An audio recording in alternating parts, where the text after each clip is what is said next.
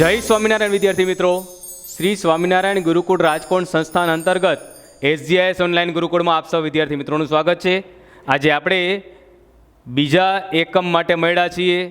ધોરણ 10નો 12મો પાઠ વિદ્યુત છે, એનો ભાગ 2 એના વિશે આપણે અભ્યાસ કરવાનો છે। આની અંદર આપણે વિદ્યુત સ્થિતિમાન વિશે અભ્યાસ કરીશું। વિદ્યુત સ્થિતિમાન શું? વિદ્યુત સ્થિતિમાન એટલે તો કોઈ પણ વિદ્યુત ક્ષેત્રમાં આપણે જોઈએ, કોઈ પણ વિદ્યુત ક્ષેત્રમાં અનંત અંતરેથી એકમ વીજભારને લાવવા માટે કરવું પડતું કાર્ય। પણ અહીંયા કાઉન્સમાં ખાસ લખ્યું છે વિદ્યુત ક્ષેત્રના બળની વિરુદ્ધ દિશામાં। શું કામ? તો કે વિદ્યુત ક્ષેત્રમાં 2 પ્રકારના વીજભાર હોય, ધનભાર અને ઋણભાર। ઋણભાર અને ધનભાર વચ્ચે આકર્ષણ હોય એવું અગાઉના વિડીયોમાં શીખી ગયા। જ્યારે ધનભાર અને ધનભાર વચ્ચે અપાકર્ષણ હોય, એવી રીતે ઋણભાર અને ઋણભાર વચ્ચે પણ અપાકર્ષણ હોય। તો આ અપાકર્ષણની વિરુદ્ધ જો લાવવું હોય કે આકર્ષણની વિરુદ્ધ લાવવું હોય ત્યારે કાર્ય કરવું પડે, અને આ કાર્ય એ બિંદુએ વીજ સ્થિતિમાન કહેવાય। એટલે ખાસ લખ્યું છે કોઈ પણ વિદ્યુત ક્ષેત્રમાં અનંત અંતરેથી એકમ વીજભારને વિદ્યુત ક્ષેત્રના બળની વિરુદ્ધ લાવવા માટે કરવું પડતું કાર્ય તે બિંદુનું વીજ સ્થિતિમાન કહેવાય। આ વીજ સ્થિતિમાન માપવા માટેનો એકમ છે વોલ્ટ। શું કામ વોલ્ટ? તો કે એલેક્ઝાન્ડ્રો વોલ્ટા નામના આ વૈજ્ઞાનિકે એ વિદ્યુત સ્થિતિમાનની માહિતી આપણને આપી, માટે એ વીજ સ્થિતિમાન માપવાનો એકમ છે એ વોલ્ટ કહેવાય। આપણે એને અહીંયા મૂકી દઈએ તો વિદ્યુત સ્થિતિમાન એટલે શું? વિદ્યુત સ્થિતિમાન એટલે V, એનો સંકેત છે V। આ વિદ્યુત સ્થિતિમાન આપણે માપવું હોય તો સૂત્ર શું થાય? તો કે કરેલું કાર્ય અને છેદમાં વિદ્યુત ભાર। કરેલું કાર્યનો સંકેત W અને વિદ્યુત ભારનો સંકેત આવશે Q। તો આ સૂત્રની મદદથી આપણે કોઈ પણ વિદ્યુત ક્ષેત્રમાં કોઈ પણ બિંદુનું વિદ્યુત સ્થિતિમાન માપી શકીએ છીએ। પણ આ વિદ્યુત સ્થિતિમાન આપણે સીધું ઉપયોગમાં આવતું નથી। આપણે ઉપયોગમાં લઈએ છીએ વિદ્યુત સ્થિતિમાનનો તફાવત। પણ આ સૂત્ર ખાસ યાદ રાખજો, વિદ્યુત સ્થિતિમાન V બરાબર કરેલું કાર્ય W છેદમાં વિદ્યુત ભાર Q, એટલે V બરાબર W ના છેદમાં Q। એ સમજવા માટે અહીંયા તમારી સામે 2 ટાંકી મૂકી છે। વિદ્યુત સ્થિતિમાન સમજવા માટે આપણે સૌથી પહેલાં સમજશું ભૌતિક સ્થિતિમાન। ભૌતિક સ્થિતિમાન એટલે શું? તો 2 ટાંકી રાખી છે, વચ્ચે પાઇપ જોડેલો છે, અને આની અંદર આપણે ભરીએ છીએ પાણી। તો જુઓ, એક ટાંકીમાં આપણે પાણી ભર્યું એટલે એમાં પાણીની સ્થિતિ છે એ ઊંચી છે, બીજી ટાંકીમાં પાણીનું સ્થિતિ છે એ નીચી છે, એમાં પાણી ભરેલું નથી। હવે શું થશે? જેવો આપણે વચ્ચેથી વાલ્વ ખોલશું, વાલ્વ ખોલીએ એટલે પાણી ગયું એટલે બીજી ટાંકીમાં પાણી ભરાશે, તો બીજી ટાંકીમાં પાણી ઊંચું આવશે। હવે આ પાણી ચાલુ જ રહેશે ક્યાં સુધી? તો કે આ બંને લેવલ જ્યારે એક સરખા થશે ત્યાં સુધી। તો અહીંયા જે પાણીના 2 લેવલ અલગ અલગ છે, પાણીની ઊંચાઈ જે અલગ અલગ છે, અત્યારે જમીનથી માનજો એ ઊંચાઈ એ તેનું સ્થિતિમાન છે। વિદ્યુત સ્થિતિમાન તમે સ્પષ્ટપણે જોઈ નહીં શકો, એટલે એ સમજવા માટે તમને ભૌતિક સ્થિતિમાન બતાવ્યું છે। તો અહીંયા જ્યાં સુધી બંને ટાંકીમાં રહેલા પાણીની ભૌતિક સ્થિતિ વચ્ચે તફાવત છે, એકની સ્થિતિ નીચી છે એકની સ્થિતિ ઊંચી છે, ત્યાં સુધી વચ્ચેના પાઇપમાંથી પાણીનો પ્રવાહ પસાર થશે। તો આ ભૌતિક સ્થિતિમાનનો તફાવત છે, આવો જ કંઈક તફાવત વિદ્યુત સ્થિતિમાનનો છે। તો એ વિદ્યુત સ્થિતિમાનના તફાવત વિશે આપણે હવે અભ્યાસ કરીએ। એ વિદ્યુત સ્થિતિમાનનો તફાવત એ આપણે હવે અભ્યાસ કરીએ। કેના વડે મપાય છે? તો વિદ્યુત સ્થિતિમાન છે એ આ વોલ્ટ મીટર નામના સાધન વડે મપાય છે। જો અહીંયા ખાસ લખ્યું છે, અગાઉના વિડીયોમાં આપણે એ લખેલું વાંચ્યું હતું, એને કહેવાય એ મીટર। એ કરંટ માપવા માટે વપરાય, આને કહેવાય વોલ્ટ મીટર। એ વિદ્યુત સ્થિતિમાનનો તફાવત માપવા માટે વપરાય છે। તો આવા વોલ્ટ મીટરને આપણે ઉપયોગમાં લેશું, એના વડે આપણે વોલ્ટ માપી શકશું। પણ આપણે કઈ રીતે વિદ્યુત સ્થિતિમાન છે એનો અભ્યાસ કરવાનો છે એ જોઈએ તો કોઈ એક બિંદુ A અને બિંદુ B, આ 2 વીજ ક્ષેત્રના બિંદુ છે। તો એ બિંદુથી બી બિંદુ સુધી લઈ જવા માટે કરવું પડતું કાર્ય એને એ અને બી બિંદુ વચ્ચેનો વિદ્યુત સ્થિતિમાનનો તફાવત કહેવાય. એકમ વીજભારને એ બિંદુથી બી બિંદુ સુધી લઈ જવા માટે કરવું પડતું કાર્ય એ અને બી બિંદુ વચ્ચેનો વિદ્યુત સ્થિતિમાનનો તફાવત છે. આ તમે સ્પષ્ટપણે યાદ રાખજો અને સમજજો. શું કામ? તો અહીંયા એ બિંદુ અને બી બિંદુ દરેકનું વિદ્યુત સ્થિતિમાન જુદું જુદું હોય જ છે, પણ એકમ વીજભારને જ્યારે લઈ જઈએ છીએ ત્યારે એ વિદ્યુત ક્ષેત્રના બળની વિરુદ્ધ કાર્ય કરવામાં આવે છે. માટે એ કાર્ય એની સ્થિતિ ઉર્જા સ્વરૂપે સંગ્રહાય છે. માટે બંને બિંદુ વચ્ચેનો વીજ સ્થિતિમાનનો તફાવત ઉત્પન્ન થાય છે. તો આ તમે સમજી ગયા. એને આપણે ઉપર જવા દઈએ. સ્પષ્ટપણે પાછી વ્યાખ્યા સમજી લ્યો. એકમ ધન વીજભારને એ બિંદુથી બી બિંદુ સુધી લઈ જવા માટે કરવા પડતા કાર્યને એ અને બી બિંદુ વચ્ચેનો વિદ્યુત સ્થિતિમાનનો તફાવત કહેવાય છે. બે બિંદુ વચ્ચેનો વિદ્યુત સ્થિતિમાનનો તફાવત માપવાનું સૂત્ર શું થાય? તો ફરી પાછો સંજ્ઞા એ જ રહેશે, વી. વિદ્યુત સ્થિતિમાનનો તફાવત વી. જો વીજ સ્થિતિમાન એટલે પણ વી અને વીજ સ્થિતિમાનનો તફાવત એટલે પણ વી. સૂત્ર પણ એ જ રહેશે. શું? કરેલું કાર્ય છેદમાં વિદ્યુત ભાર. કરેલું કાર્ય એટલે ડબલ્યુ, વિદ્યુત ભાર એટલે ક્યુ. તો વીજ સ્થિતિમાનનું જે સૂત્ર છે એ જ સૂત્ર રહેશે વિદ્યુત સ્થિતિમાનના તફાવતનું. વી બરાબર ડબલ્યુના છેદમાં ક્યુ. આમ તમે સ્પષ્ટપણે વિદ્યુત સ્થિતિમાનનો તફાવત સમજી ગયા હશો.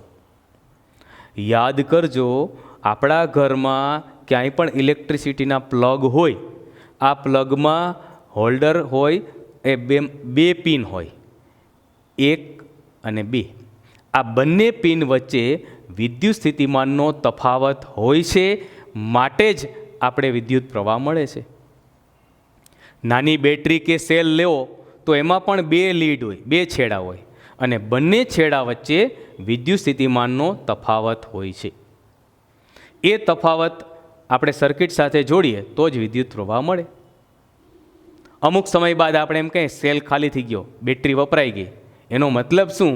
એના બંને છેડા વચ્ચેનો વિદ્યુત સ્થિતિમાનનો તફાવત 0 થઈ ગયો. બંને સ્થિતિમાન સમાન થઈ ગયા, એટલે હવે એમાંથી કરંટ મળશે નહીં. એટલે વિદ્યુત સ્થિતિમાનનો તફાવત આપણા માટે ખૂબ જ ઉપયોગી છે. હવે આપણે કેટલીક બાબતો પરિપથ વિશે શીખવાની છે. એ શીખતા પહેલાં આ સૂત્રને જોઈ લઈએ પાછું. વી બરાબર ડબલ્યુના છેદમાં ક્યુ. વીજ સ્થિતિમાનનો તફાવત બરાબર કરેલું કાર્ય છેદમાં વિદ્યુત ભાર. આ વિદ્યુત સ્થિતિમાન મપાય કેમાં? તો એ માપવાનો એકમ છે વોલ્ટ, એવું આપણે જોઈ ગયા. તો આ વોલ્ટની વ્યાખ્યા શું થશે? તો વોલ્ટની વ્યાખ્યા જોઈએ. 1 કુલંબ વીજભારને એક બિંદુથી બીજા બિંદુ સુધી લઈ જવા માટે કરવું પડતું કાર્ય જો 1 જૂલ હોય તો તે બે બિંદુ વચ્ચેનો વિદ્યુત સ્થિતિમાનનો તફાવત 1 વોલ્ટ છે તેમ કહેવાય. વ્યાખ્યા સ્પષ્ટ સમજજો. આ એકમની વ્યાખ્યા છે, વીજ સ્થિતિમાનની વ્યાખ્યા નથી. 1 વોલ્ટ એટલે શું? તો કે વીજ ક્ષેત્રમાં કોઈ પણ બે બિંદુમાં માટે 1 કુલંબ વીજભારને એક બિંદુથી બીજા બિંદુ સુધી લઈ જવા માટે 1 જૂલ જો કાર્ય કરવું પડે તો આ બંને બિંદુ વચ્ચેનો વિદ્યુત સ્થિતિમાનનો તફાવત 1 વોલ્ટ છે તેમ કહેવાય. સૂત્રની મદદથી શીખીએ. 1 વોલ્ટ બરાબર 1 જૂલ છેદમાં 1 કુલંબ.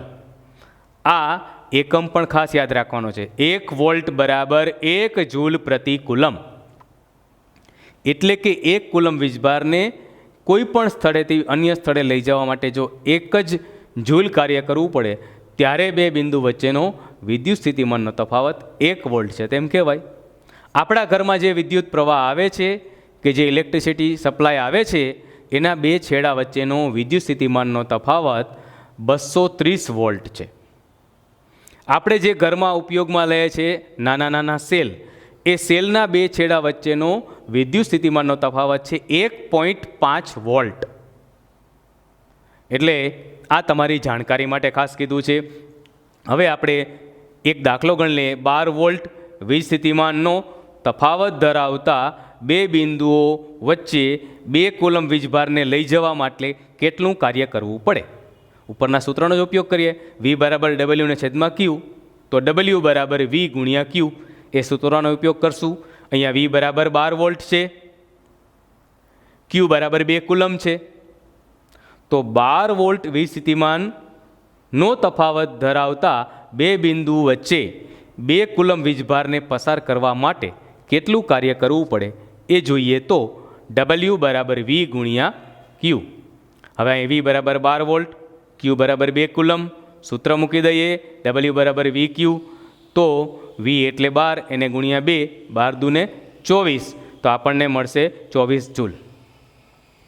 તો 12 વોલ્ટ વીજ સ્થિતિમાનનો તફાવત ધરાવતા બે બિંદુ વચ્ચે 2 કુલમ વીજભારને પસાર કરવા 24 જૂલ જેટલું કાર્ય કરવું પડશે. 2 માર્કનો આ એક દાખલો છે. દાખલા આપણે પછી પણ શીખશું, પણ વચ્ચે વચ્ચે 1-2 દાખલા એવા એ શીખતા જઈએ. હવે આ વીજ સ્થિતિમાન અને વિદ્યુત પ્રવાહ એ શીખ્યા પછી આપણે શીખવાનું છે સર્કિટ દોરતા. સર્કિટ એટલે વિદ્યુત પરિપથ દોરતા. તો વિદ્યુત પરિપથ એટલે શું એ શીખવા માટે આપણે કેટલીક સંજ્ઞાઓ શીખવી પડશે. સૌથી પહેલાં જોઈએ વિદ્યુત કોષ. વિદ્યુત કોષની સંજ્ઞા છે, જો અહીંયા 2 લીટા દેખાય છે, એક બાજુ પ્લસ લખ્યું, એક બાજુ માઇનસ લખ્યું છે. તો ક્યાંય પણ વિદ્યુત કોષ દર્શાવવો હોય ત્યારે આ સંજ્ઞા ઉપયોગમાં લેવાની. વાહક તાર અને વચ્ચે 2 લીટા, એમાં મોટી લાઈન છે એ ધન છેડો દર્શાવે છે, નાની લાઈન છે એ ઋણ છેડો. ક્યાંક આપણે વિદ્યુત કોષની બદલે વિદ્યુત કોષનો સમૂહ એટલે કે બેટરી, એક કરતાં વધારે વિદ્યુત કોષ દર્શાવવા હોય તો આ જ સંજ્ઞાને આપણે બેવડાવી દેવાની. એક કરતાં વધારે 2, 3, 4 વખત આપણે દોરીએ તો આ થઈ જાય વિદ્યુત બેટરી અથવા વિદ્યુત કોષનો સમૂહ. સંયોજન છે, એક કરતાં વધારે વિદ્યુત કોષ હોય ત્યારે આવી રીતે સંજ્ઞા વડે એને આપણે દર્શાવી શકીએ. હવે આપણે શીખવું છે કળ, સ્વિચ. આપણે જે ઘરમાં સ્વિચ ઉપયોગમાં લઈએ છીએ, આ સ્વિચને કેવી રીતે દર્શાવાય? તો એને આવા સાદા કાઉન્સ વડે દર્શાવાય. તમે જોઈ શકશો અહીંયા કાઉન્સ છે. અચ્છા, કાઉન્સ ખાલી છે એનો મતલબ સ્વિચ ઓફ. Switch off. જો સ્વિચ ઓન દર્શાવવું હોય તો બંધ કળ દર્શાવવા માટે વચ્ચે એક આપણે બિંદુ મૂકવું પડે.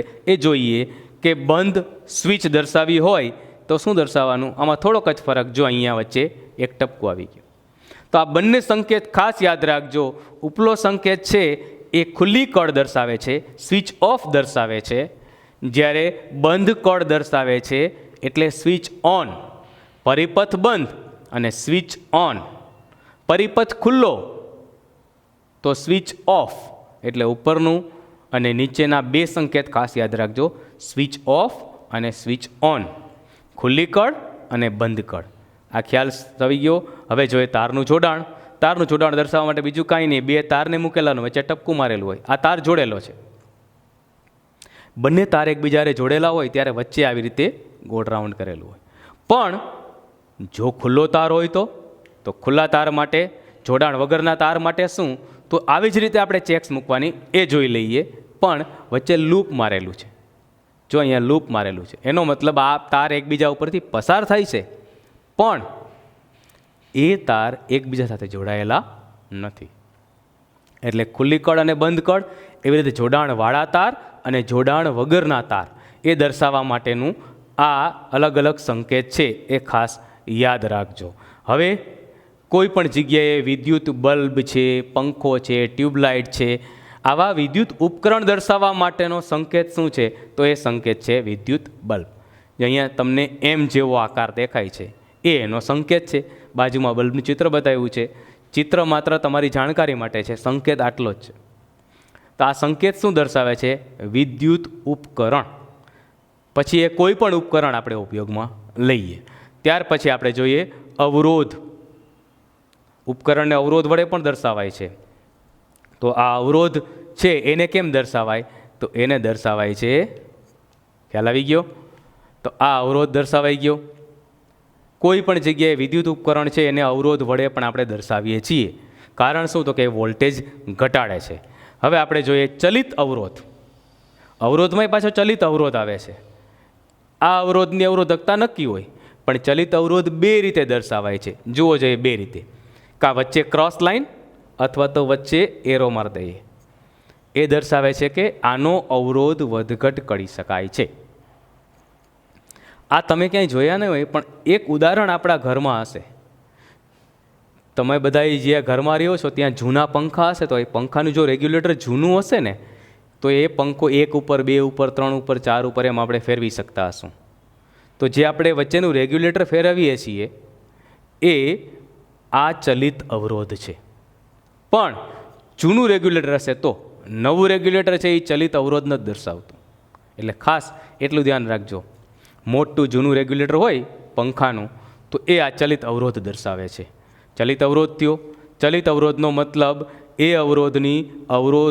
એ અવરોધ વધઘટ કરી શકાય એવો અવરોધક છે. જરૂરિયાત મુજબ એનો અવરોધ વધઘટ કરી શકાય છે. ત્યારબાદ આપણે જોઈએ એ મીટર. વિદ્યુત પરિપથમાં વહેતો પ્રવાહ માપવા માટેનું સાધન એ મીટર.